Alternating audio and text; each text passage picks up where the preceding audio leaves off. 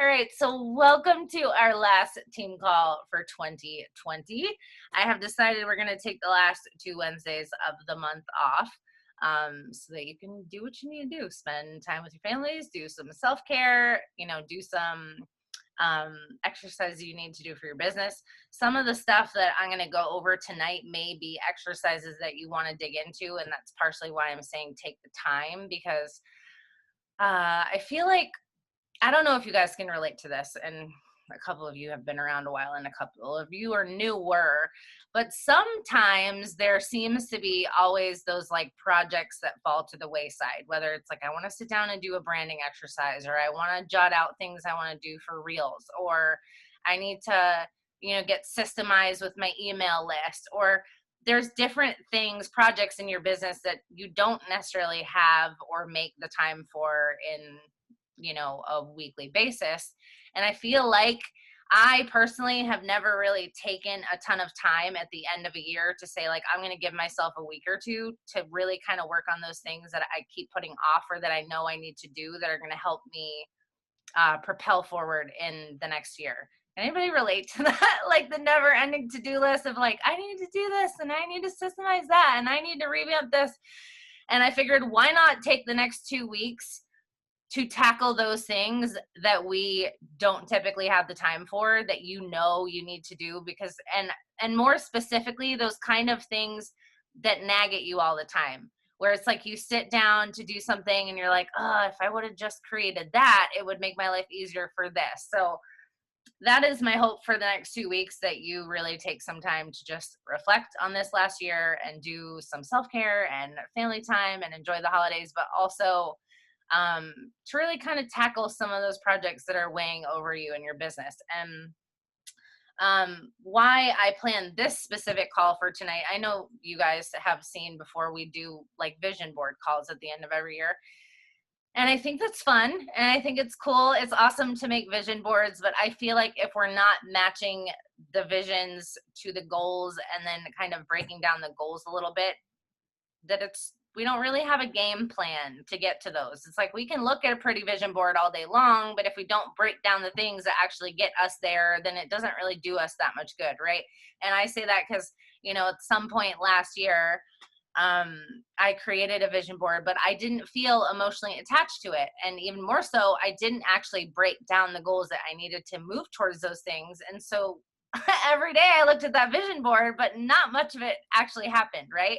And then in years past, I have made vision boards and I have been very strategically clear on the goals and the actions I needed to take every single month to move towards those things. And I have accomplished pretty much everything that I put on a vision board before, right? And the difference between those things is very significant. So that's kind of what this call is all about tonight. And forgive me if I kind of jump around with the slides that I created, because this was coming from different exercises that I've done. And also I had a call with my corporate mentor today, just kind of breaking down 2021 and what I want to achieve in my business. And one of the most helpful things that she had me focus on was when you have bigger goals. So let's just say, for an example, you want to work towards 2-star premier team next year, right? And you kind of break that down to hitting Success Club every single month. And you obviously need to be a 2-star and that kind of thing. But like you need a more short-term, immediate, like urgent push goal to move you towards that, right? So you need to have a solid diamond, and then the next goal needs to be 1-star, and then it needs to be 2-star. So one of my longer term goals is to build my first business center to be a 10-star business center, to have a 10-star team. But when I focus on 10-star diamond, it seems so far from where I'm at right now. And it seems so far-fetched to jump from here to there that it almost makes you freeze and take no action, right? And so what she suggested is, number one, regaining 2-star, which is very simple from where I'm at. And then the focus is pushing to rebuilding 5-star, which, because I lost some coaches along the way, I have to build a new 5-star diamond, right? and then you progress from there. And every time you get to the next benchmark, it moves you that much closer to the longer term big goal. And so that's kind of what we're going to work on tonight. And then even more so, I wanted to break down, and those of you that have been around a while kind of know this and probably have experience kind of figuring out what these numbers are for you and your business. But I think I have reflected on, I have done a disservice in some ways when I say hit Success Club or do your business activity tracker, but I don't give any type of specifics in terms of what numbers you really need to aim for, like how much activity of what you need to be doing to get to where. Because at the end of this day, this business really is a numbers game. And it's not just about the actions we're taking, it's about the number of actions we're taking and the quality of how we're doing them, right? It might be improving the invites we're doing. It might be improving the amounts of numbers we're doing them, or it might be just getting more consistent with doing them, because sometimes we do and sometimes we don't. And all of those things affect the outcomes. And so we did a really cool exercise with me today. That was kind of a rule of thumb for network marketing. So I'm going to go over that with you guys too, and hopefully it'll help you have a little more insight for planning. So I'm going to screen share because I made a fancy little Canva thing for you guys tonight. But you know me, I'm not fancy, so these are a big deal when I do these. If I can get my computer to work. All right. Can you guys see this? Super fancy. Look at it. Super fancy. It's moving. Yeah, I'm moving up in the world. I'm going to get fancy for 2020. I have to say, Kelly helped me find out about like what is it? When you time lapse. Oh, yeah. I love stuff now. For videos, you mean? Yeah, it's super fancy. You just push the button, right? Don't you? It looks like it's fancy, but that's it. Okay. All right. So I didn't want to just talk about vision and getting clear on your goals, but I want to talk about prioritizing your joy. And I wanted to talk about this because, first of all, 2020 has been hard, right? It's been really hard. And it's probably been the hardest of all years to maintain our joy, not just in our business, but our lives. And me specifically, I feel like I like talking about this now with you because I've had very high levels of joy and success in my business. And then in the last 2 years was struggling with so much health-wise and personal-wise, I lost a lot of my joy. And I also, at different points in my business, have lacked focused hours and boundaries in where I have burned out. And when you burn out, that's a very easy way to lose your joy. So what I want to help you guys, I guess maybe don't do as I have done so that you can maybe keep the joy in your business, is to really craft that vision, get clear on your goals, and prioritize your joy by really having, focused work time and disconnected time to really just enjoy and live your life. So we are going to start here. We're going to move on. So I think this is a really cool thing to do because often we move into a new year and we don't look at all about the year past, right? I know I'm very quick to just write it off and be like, I didn't hit any new ranks this year. I didn't blah, blah, blah. I didn't do this. I didn't do that. And when my corporate mentor asked me this today, I was like, you know what? I'm like, I personally, you guys, went into 2020 with no big push goals aside from the fact that I was really struggling with depression last November, and I wanted to work on getting very consistent with my vital behaviors again and feeling like a leader again. Because when you have faced failures, you lose your confidence along the way. And so for me, this year has been a year of a lot of personal growth and a lot of really applying the lessons and a lot of getting really focused on what was most important to move my business forward and be able to pour energy into my team while also being able to just be fully present in my life. So I want you to reflect on these, and I'll post this whole Canva thing in the team page so that you can go through these. You don't have to write them down. But just to think of, what are you proud of? Whether it is something you accomplished in your business or something you did outside of your business. or a lesson you learned. How did you grow? What did you do well? What did you achieve? What changed for you this year? And for me, a lot of the changes that have happened are really in my mindset, or just kind of how I go about my day-to-day life. What did you want to achieve but you haven't yet? And why? I think this is a really powerful question to ask ourselves, is what has prevented us from the things that we have wanted to do? Because we often think about what I need to do, what I have to do, what I need to learn how to do, what I need to be consistent with. But sometimes we fail to look at maybe the belief that we have, or the mindset that has kept us stuck in a certain place that has prevented us from a certain goal, or things like procrastination and inaction, right? And I think that if we really want to make progress, we have to be honest with ourselves, to celebrate all that we did do and be really proud of the things we're proud of in 2020, but also to get real with ourselves on what we could have done differently, and what we can use that as a lesson for moving into the next year, to have more growth. Okay. Vision.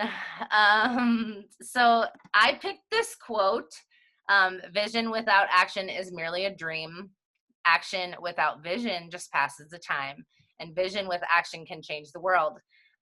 It's kind of what I was talking about at the beginning of this call, that I have had years in my business where I have been very clear on a vision, and that vision drove me no matter what, even when it was hard.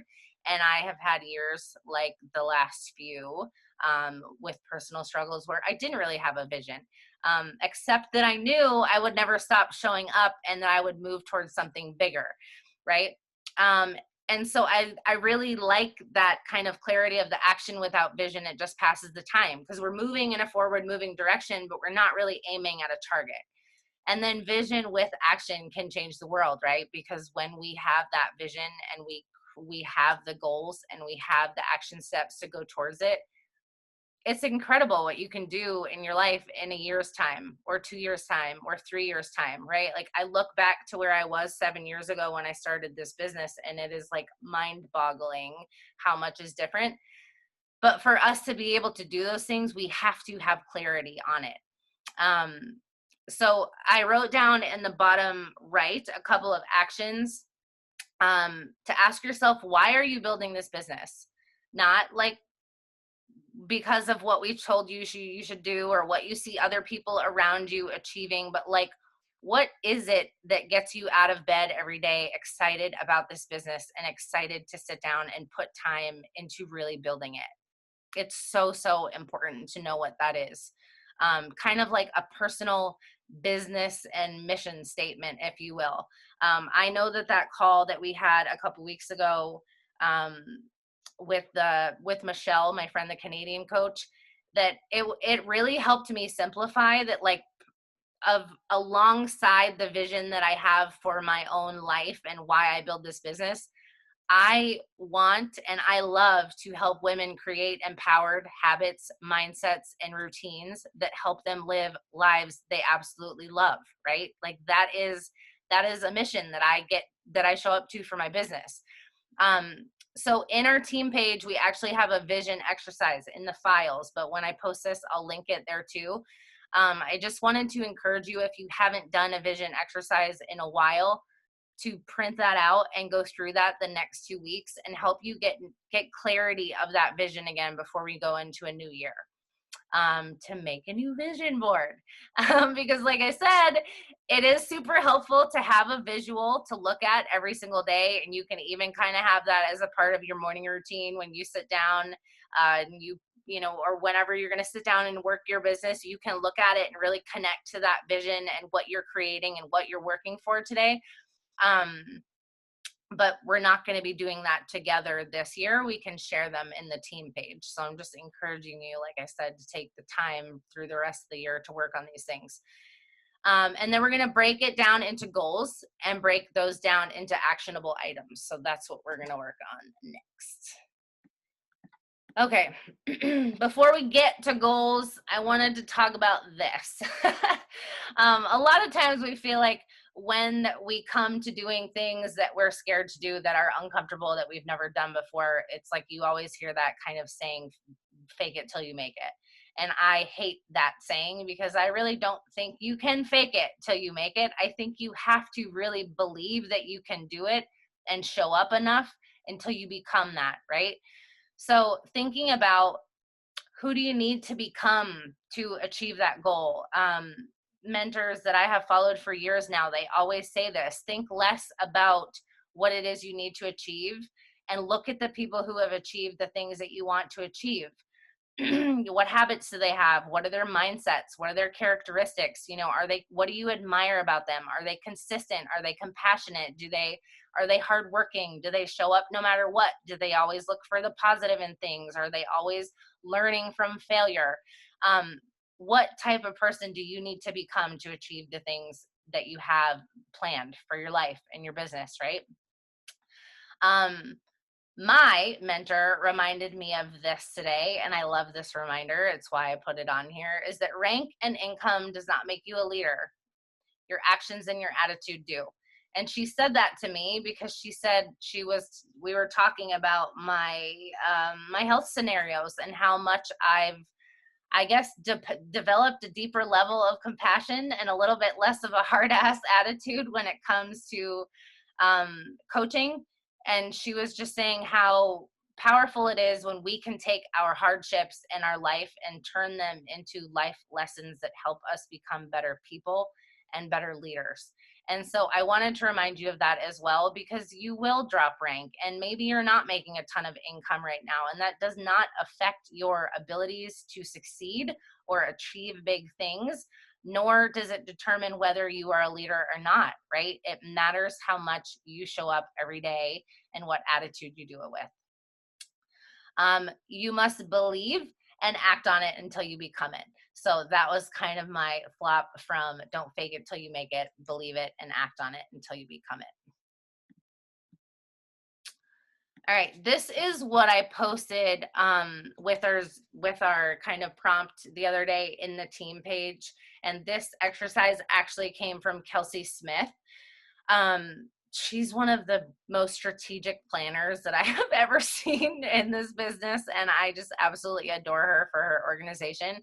And this is actually an exercise that she does with new coaches, but I think it is a great exercise for all of us to do every single year.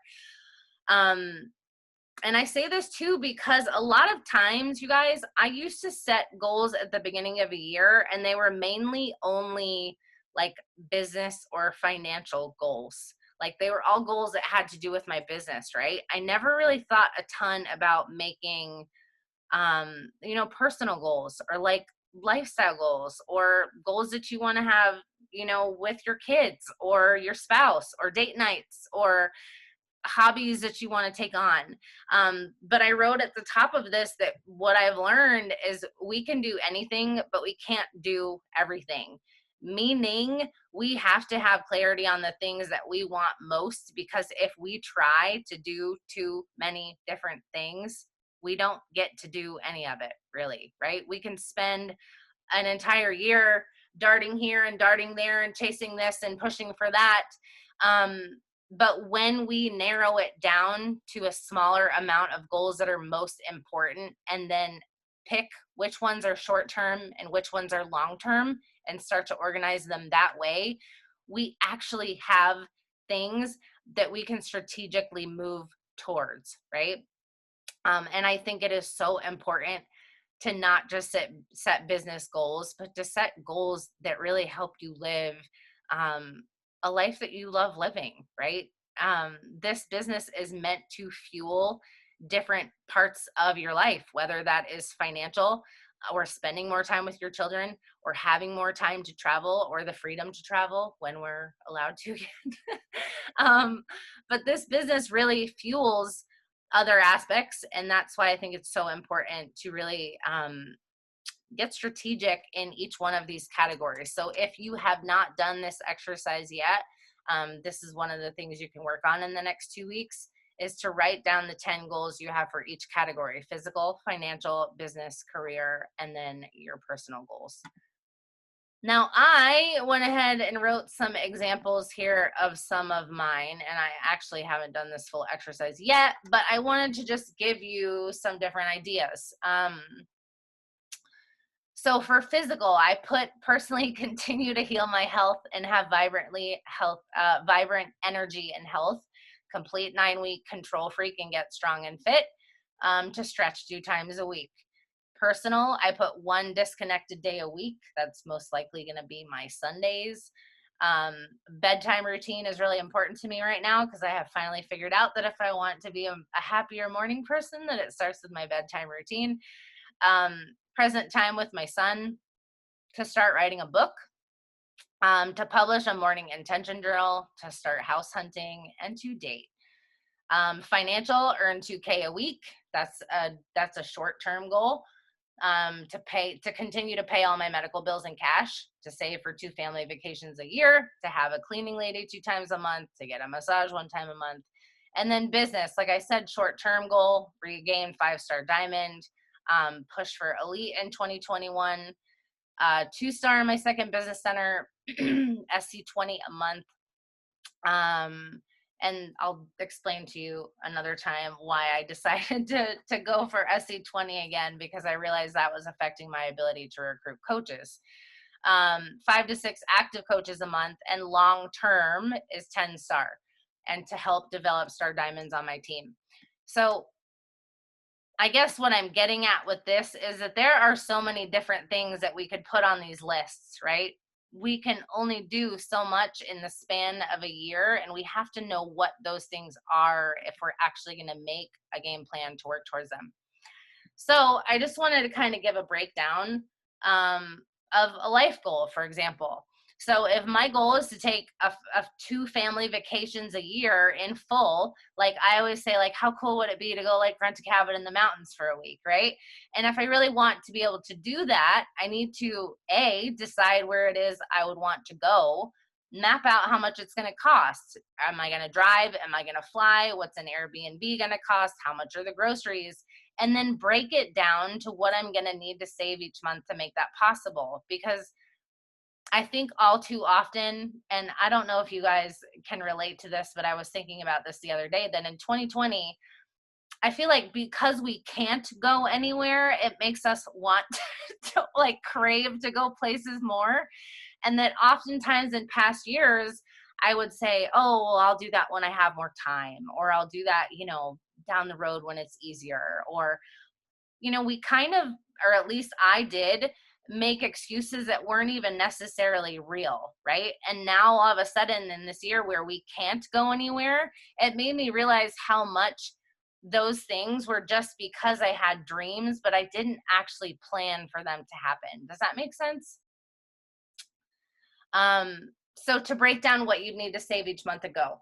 And then if my goal is to be a present mom with my son, I need to block hours of my day for that. For example, when I pick him up at school, I know that from 3:30 in the afternoon until say 5:30 at night, that's going to be my disconnected time, or whatever it is, and not schedule anything in that time frame. And that also means for me personally, because I work when he's in school, that I have to be focused during my work hours so that I can be disconnected. And that means being diligent and focused in your work time. And if you're someone who works, it means that whenever you have your focused work time, you know that that has to be time that you get things done so that it doesn't run into other areas of your life, right? And it took me a lot of years to figure that out, that if I was disciplined and strategic in one area, the discipline allowed me to have freedom in other areas. Okay, so this is what my corporate mentor did with me today, and I thought it was really interesting because I, at different points in my business, and I really only know this because I have challenged myself, or I have challenged our team multiple times to inviting challenges. So say I've done like 300 invites a month challenge, right? And the goal is to do as many invites as you can in that month to get as close as you can to that number. But it's more so for you to learn how to correlate how many people you have to talk to and invite to actually find the amount of people that you want to find to help you achieve your goals for that month, right? So it's kind of like, if I invite 150 people this month, I might find 7 to 10 people that say yes. I honestly think that these numbers here are being a little bit on the low side. That's what I have found in my personal business. But I thought that this was really, really important to go over in terms of breaking down monthly goals that get you to the bigger goals, because I think sometimes we underestimate the amount of actions it takes to actually get to the places that we want to go. And it's not that you are failing or you're incapable or that your posts aren't great or that your invites suck or that people don't want to join you. It's often that we're just not doing enough of the right work. So this is the network marketing rule of thumb that she shared with me today. And I read this in books before, but I hadn't heard it in a while. And she said, for every 10 invites you send, one person will most likely say yes to your challenge group. I would say probably 1 to 2, right? For every 20 business invites you send, as in for every 20 people you invite to the coaching opportunity, one person will typically say yes, or they want to learn more, like they want to join a meet the team event, right? For every 10 coaches that you sign up, one of those coaches becomes a diamond. And I can say that looking back on the hundreds and hundreds and hundreds of coaches that I have mentored over the years, that this is probably a very real statistic. So what this means is that with those numbers, I think that I, a lot of times in my business, have underestimated the amount of people that I needed to help to get to certain goals. And I think that it's a lot of the reason of why I haven't hit bigger goals than I have set. But I can look back at the years where, let's say, we hit Elite Top 200 as a team. And I know in those years, my minimum monthly goals were hitting Success Club 20 every single month and bringing on 4 to 5 active coaches, right? And getting those coaches right into Success Club activity. So there is a science to it that you really have to figure out for you, the actions that you need to do that give you the best outcomes, because this business is a little different for everyone. Everyone invites a little differently, shares a little differently, feels confident talking about different things. But the basis is that we have to be doing enough actions to have the outcomes that we want. So for the sake of breaking down a business goal, and I use 2-star as an example,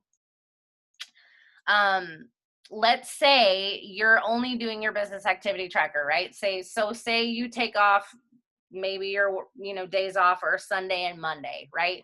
And you work your business, your Beachbody business 5 days a week. So you do your business activity tracker 5 days a week. You want to hit Success Club 10 every month and 2-star diamond. That means you must find 5 people, right, a month to help to get to Success Club 10, which means you must invite a minimum of 50 people a month, which breaks down to 3 a day if you're working 5 days a week. Now, to find 2 working coaches, you must invite at least 40 coaches to the business, 40 people to the business in a month, and that breaks down to inviting 2 people to the coaching opportunity a day.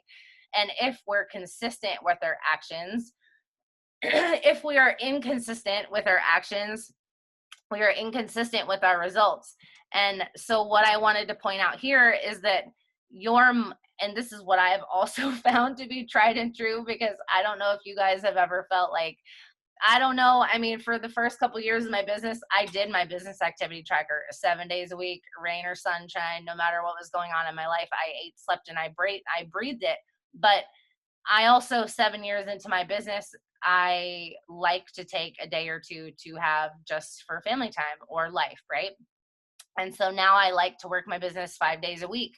But I know for me, the amount of work you're doing in a month matters more than what you're doing in a day. And what I mean by that is, if you have a super busy work day, or your kids are absolutely nuts, or you have family things going on, or you have doctor's appointments, or whatever it is, we all have days where we literally don't have time, or whatever, it's that time of the month and you're like exhausted and you don't have it in you, is that you have to know the numbers that you need to do in a month to be able to get to those goals, right? So we kind of have to keep that gauge for ourselves, of what that looks like for each one of us. And when we're falling a little bit below, we have to know that that affects our momentum in each month to follow, right? So I know personally when I slack on new connections and I slack on invites, I have less follow-ups to do, and it's harder for me to hit Success Club.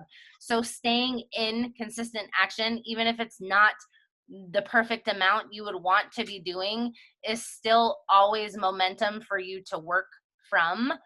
And so does that help people if you see numbers like that to kind of gauge an idea of what you need to be doing action wise? I want to read you really quick.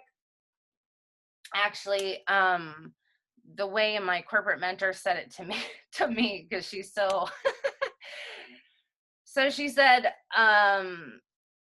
the breakdown of 2-star diamond: 1 in 10 coaches you enroll becomes a diamond. 1 in 10, right?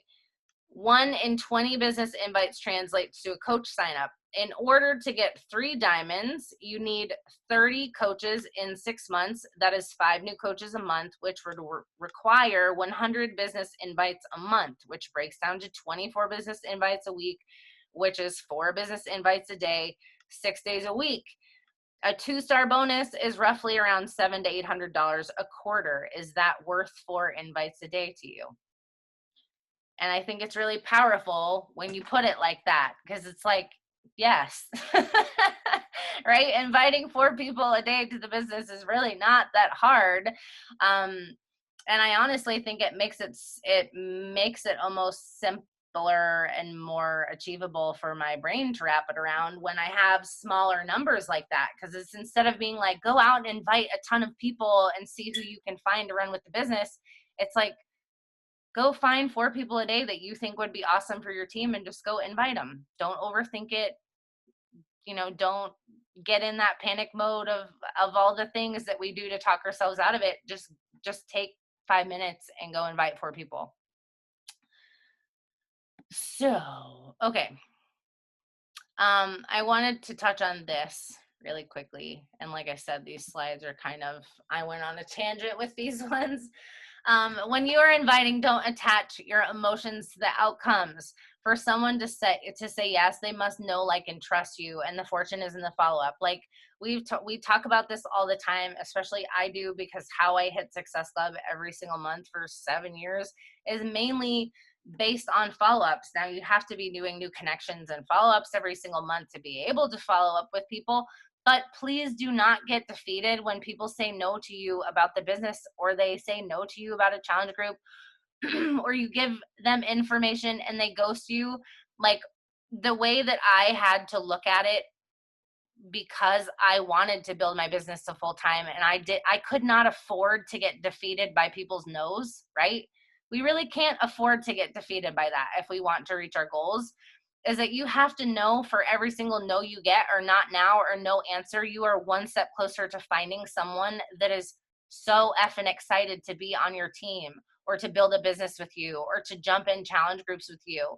It's just about not getting defeated in the process and maintaining that sense of joy and knowing what you have to offer people, going from invite to invite to invite to conversation to conversation. Most of us probably know this, but I had to throw it in there, is that for us to be able to consistently invite with these numbers that we just kind of covered, is that we always have to have something to invite to.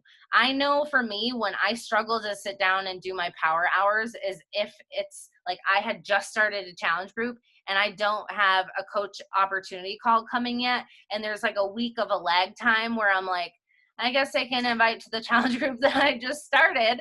But like, we always have to have something to invite to, because when we always have something to invite to, there's always something for you to sit down and encourage and invite people to join you for, right? And also to know that you can invite people to coaching any time of the month. I say this because I, at different seasons in my business, have waited to invite people to coaching until I felt like I had to meet the team coming, or, there was something going on that I was ready to bring on new coaches. And I feel like if we're really wanting to grow our teams and grow our businesses, we have to get more comfortable and more confident talking about coaching more often and inviting to coaching consistently. And one of the things I was talking about with my corporate mentor today that I thought might be helpful to you, is that I was reflecting on the years that I was bringing on 5 coaches a month, and I was thinking, what was it that helped me do that? Now, for me personally, I have always had the most success bringing coaches into the business via them being challengers first, despite the fact that was not me. I was somebody who wanted to build a business from day one. And, I started my journey, but I started my business right to follow. But I have not had a ton of success finding people that wanted to build businesses right out of the gates. And what my corporate mentor said to me, and what I'm saying to you to prompt you to think about this, is I don't know why I can't see your faces, but I don't like talking to myself. um, is that she said, how often are you talking about your business? How often are you talking about what it's done for your life, how it's changed your life, how you're able to live the day-to-day life that you do, what it was like for you building your businesses, what obstacles did you face, what kind of characteristics did you have to have for it to become full-time, work ethic and sacrifices and whatever it was. And I was like, to be quite honest, I talk a lot about fitness, nutrition, mindset, personal growth, all of these different things, because like I said, feel like people are drawn into that and then become coaches.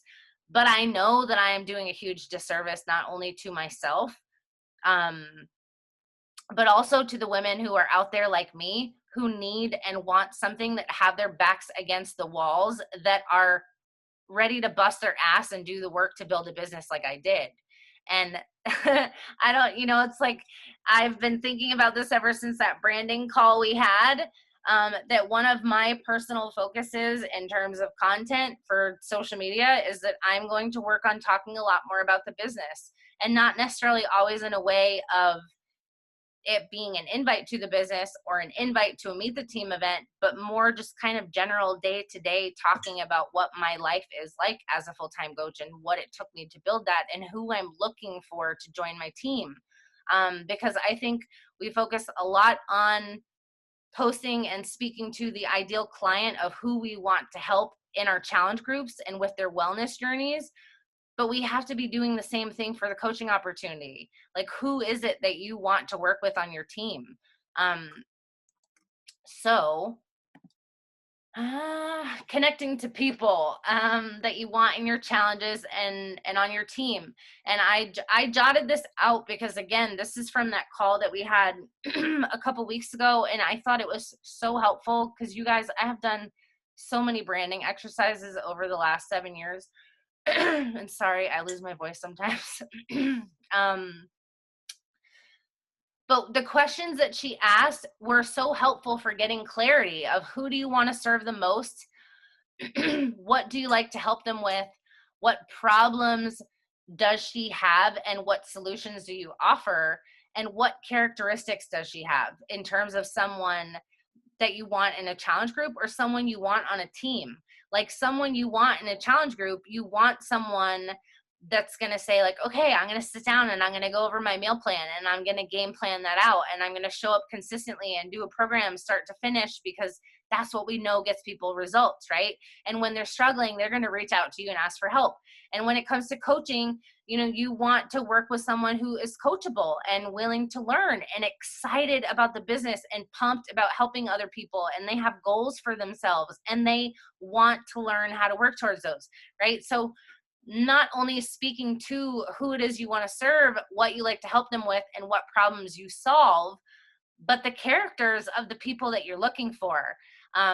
I started doing this now at the end of my post, like my transformation post today. I said something along the lines of, I want to work with women that are willing to do the work. I heard that recently on a different call where they said, tell people who you're looking for. People don't know unless you say it, right? So that is something that I'm going to be working on, and I'm going to encourage you, and we're going to have more calls about that, but really talking not just about fitness and nutrition and who it is you want to help, but talking about coaching and all of those solutions that we have to offer with the coaching opportunity also. So thinking about how often are we talking about challenge groups and how often are we talking about coaching? A simple way to do a check on that is to go scroll through your news feed and see how many posts you have that are about fitness and nutrition, and see how many posts that you have are about the coaching opportunity. And if you're lacking posts about that, then you know that that's a category that you can work on alongside me. And of course, showing up consistently for our journeys, being proof of what is possible, and considering we are about to launch 9-week Control Freak and be at the very beginning of a new year. I know we all know this, but I think it's important to remember to really commit to a program and go all in. Fitness, nutrition, your sleep, your personal growth. I know for me, a habit that I had gotten away from you guys that has been so, like, I cannot even explain how helpful it has been for me to really bring this back into my life consistently in 2020, but was to make a habit of reading a book for 15 to 20 minutes every single night. And I get up and I read for 15 to 20 minutes on Saturday and Monday mornings.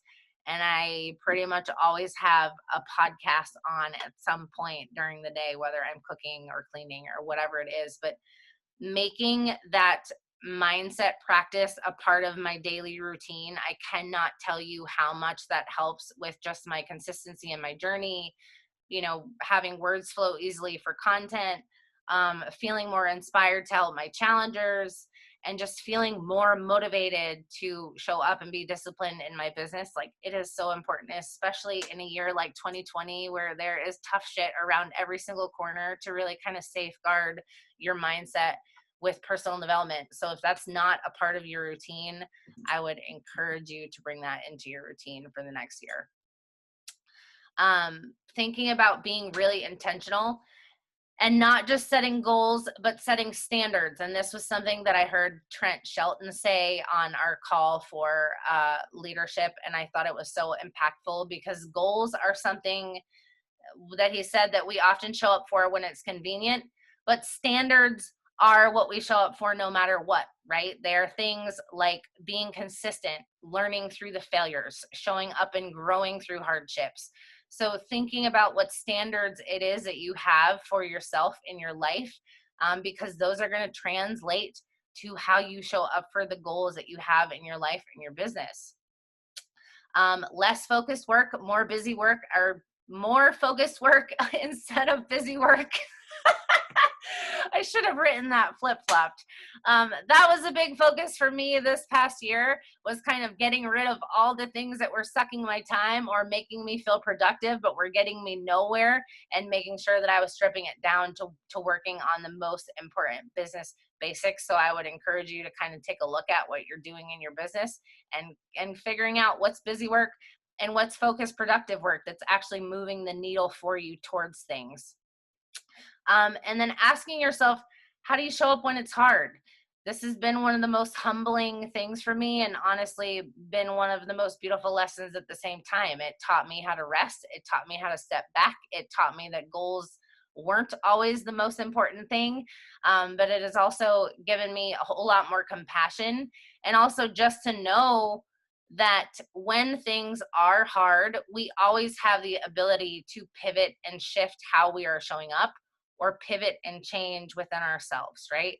And so a lot of this has been, for me, changing how I function, but also changing and redoing how I do things in my business. And honestly, a lot of it is stuff that I probably should have done a long time ago, but I was too stubborn too, right? So there are always lessons and growth opportunities when life is hard. And I just want to prompt you to really think about that, because it's really easy to push for our goals when we're excited and we're inspired and things are going our way and coaches are rank advancing and people are joining us. It's harder to show up when your life is hard, or when things are harder around us in the world, or when things are not going your way in your business, right? And you're flailing to hit monthly goals, or people are quitting on you, or you have what you perceive to be a failure.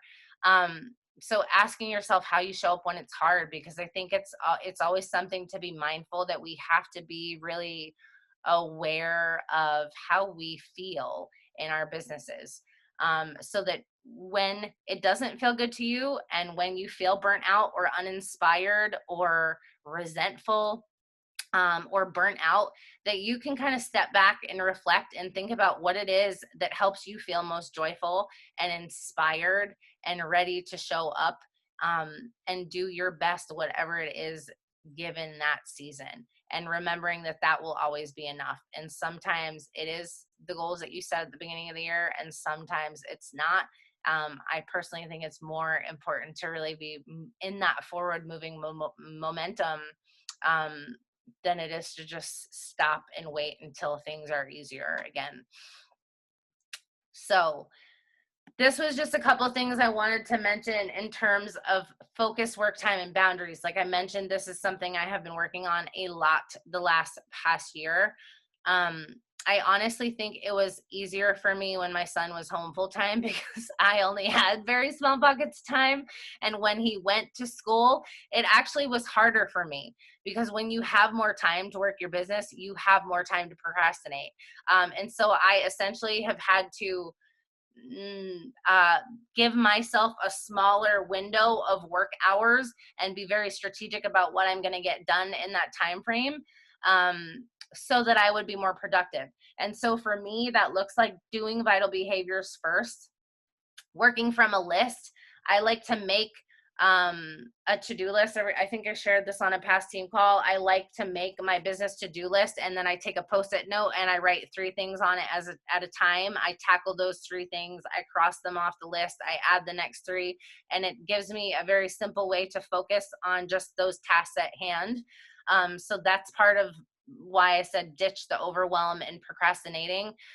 Remembering that procrastination is often because you are overwhelmed. And if you catch yourself procrastinating, ask yourself why. Is it that you don't have a big goal you're moving towards? Is it you feel disconnected from why you're working your business? Do you just feel burnt out and you need some time? And you need to take a day, or you need to get organized, right? Systems and planning your month. This has been so helpful for me, is to really figure out what are your systems for new connections, inviting, follow-ups, how are you tracking that? And when you have people sign up with you, what is the system? I plug them into my email, I send a first email, whatever that system is for you, so that you're more efficient and effective when you are working your business. And the more efficient and effective you are, the more you're able to get done in less time. Obviously working on your mindset, like we just mentioned, and then I missed the why on this, but finding your own version of consistency, and that looks different for everybody. So depending what your work life looks like and your mom life looks like, consistency is different for every single one of us. It has taken me years to figure that out, but it's also ever changing depending on the seasons you're in, right? And as your life changes, especially this year with so many curveballs, finding your own version of consistency. And maybe that's just promising yourself that you're going to find an hour 5 days a week to work your business. And that might be in the morning, and it might be in the afternoon, and it might be broken up in 2 half hours, but you're going to find a way to fit that time in. And maybe that's your version of consistency, right? Maybe it doesn't need to be strategically planned the same time every single day. So find what consistency looks like for you. And this has been a big lesson. When you are working, work, and work really hard and work focused, right? And when you are not working, don't.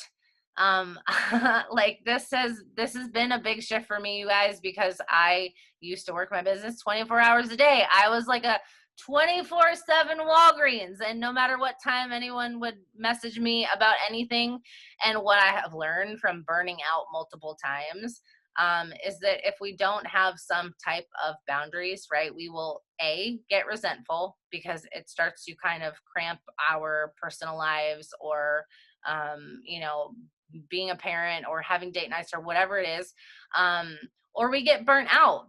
And really, it's not that you're burnt out from your business, it's burnt out because we are lacking boundaries for our business. So take some time to think about what that looks like for you. I personally, a couple months ago, I don't know if you can see my phone screen. I shut off all my notifications on my phone. So I no longer have any banners or notifications for Facebook, Instagram, any of that kind of thing. And it's been so helpful because every time I pick up my phone now, I don't have 27 slides across the screen that I'm tempted to go touch. Is it still hard to break the habit of getting on social media all the time? Yes. But I think that's something we have to be mindful of when we're working on social media. So making sure you're taking time to really just disconnect and live your life. And if you need to take a break, take it and then come back and be ready to really work your goals and prioritizing your joy. The only way that I could sum this up for you is that I think a lot of times we get so fixated on end results, as in hitting a rank or making a certain amount of income or hitting a certain accolade. And what we really need to be focused on finding joy in is the work and the journey every single day. Because if we are not loving the work and the process, what's the point? You know, we end up getting to these goals and it doesn't even feel great because you've dragged yourself through the whole process of it, right? And or we've limited our potential because we've not been happy in the process. What is the point of pushing for goals if we don't love the process? So I would just encourage you to really think about that. Like, how can you have more fun in your personal journey and in your business this year and love the day to day work? Find a way to do the behaviors of your business in a way that it feels fun for you. So thinking about what makes you feel your best. What type of routine do you have when you feel your best? Like, I know for me, I can say I'm on my A game when I'm in bed by 10:30 at night. I read for 20 minutes before I went to bed. I wake up by 6:30. I meditate. I do my morning routine. I have a daily work schedule planned. I crush my work day. I rock my vital behaviors. And I feel accomplished, right? I feel like I made a difference. I feel like I moved things forward. When I pick up my son, I'm a present mom and I feel joyful about that, right? Like, there are different things that you do in your day, in your life, in your routine. You know, when I'm on my fitness game and I'm committed to nutrition that make you feel your best, think about what those things are and work on making that a part of your day-to-day routine. What makes you feel most inspired? Like I said, I just mentioned bringing in personal development every single day again, and it really does make a big difference. What challenges you and grows your confidence? I know for me, it's easy to get comfortable, because at some point a lot of the things that you used to do that were so uncomfortable are comfortable now, and we have to find ways to challenge ourselves, right? Step outside that comfort zone a little bit. What do you feel most fulfilled by? And what type of day and actions make you proud? Like, when you go to bed at night, kind of just what I said, of when you go to bed at night and you put your head on that pillow and you think, damn, I had a really awesome day today and I'm really proud of myself. What did that day look like for you? What did it feel like? Like, what made you feel that way, right? And then always put yourself first, because when we lead ourselves, the business follows.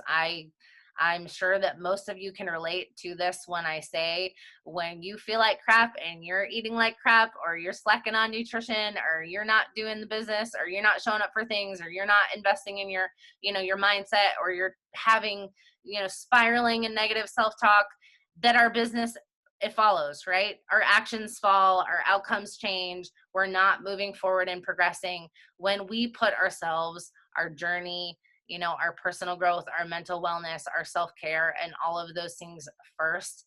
It's like we're always on this more level, energetic playing field to be able to chase our goals, because we're not on this up and down scale. And so your business follows. When you lead yourself, your business will follow, right? The energy that you bring to yourself is the energy that you will bring to your business. And then to stop and celebrate along the way. I think it is so critically important to stop and celebrate the small things.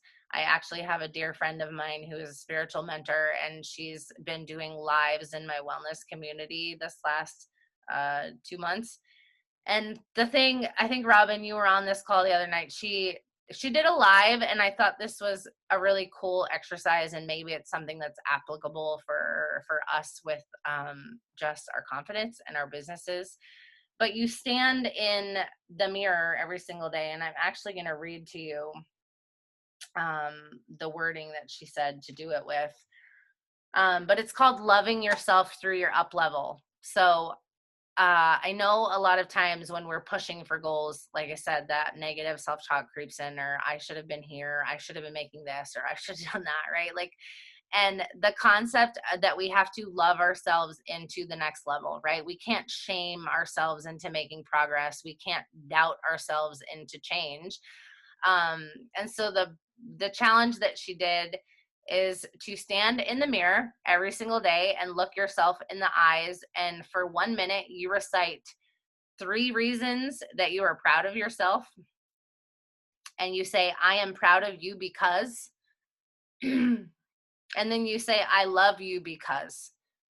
And how powerful it is to look at yourself in the eyes and say these things out loud to you, like, I am proud that I am an empowered single mom. I am proud that I have built a business that I absolutely love, right? I am proud that I am showing up consistently for my fitness journey right now.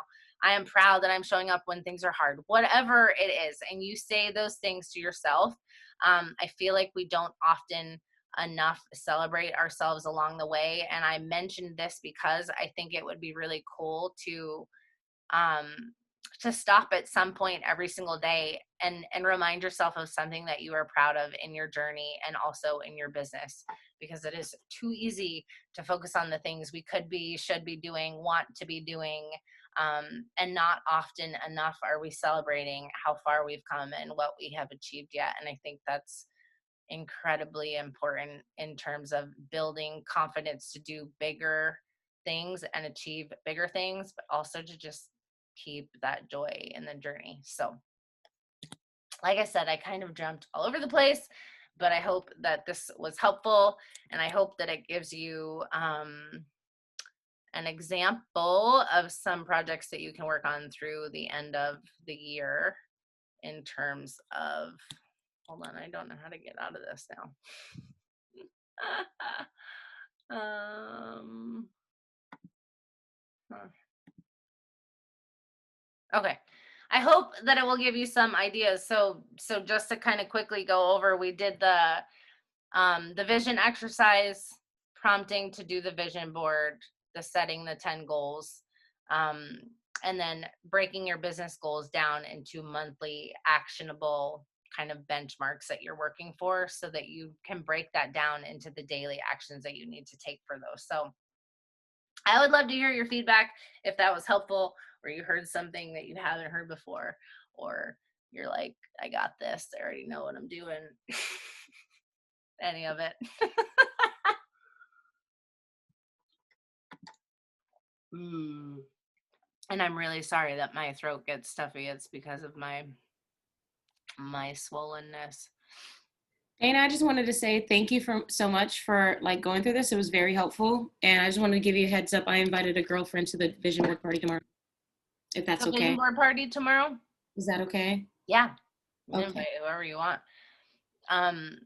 By the way, I'm hosting, if you would like to invite your challengers and or come on. I've never done this for challengers before, but I'm going to host a vision board party for our challenge group tomorrow. So we're going to talk about the 10 goals thing, but we're going to more talk about how to put a vision board together. Because I honestly feel like, you guys, part of what I want to do more of this year is to bring more of the practices that we do as coaches into my wellness community. Like, I feel like we work a lot on goals and vision and mindset. And Robin, you're a good example of that, because you latched on to personal growth and then you just like, it was like a whole new fire was lit in you. And I feel like that's part of what's lacking in our wellness communities, is that more overall life goal focus. And so I want to start doing things a little bit more of, what we do with coaching into our communities. So I am hosting a vision board party tomorrow, if you would like to come or invite your peeps. I won't be able to come because I'm doing a live, or I think around the same time in my accountability group. But it sounds fun. First time for everything. May you share do you mean the questions from tonight, Steph? Yeah, I'm going to post this Canva link to the team page so you can look over it. I feel like they're very, generating of, thoughts, and also it helped segment, because we tend to just throw spaghetti to the wall as humans. So it helped me identify the garlic from the onions, from the tomato.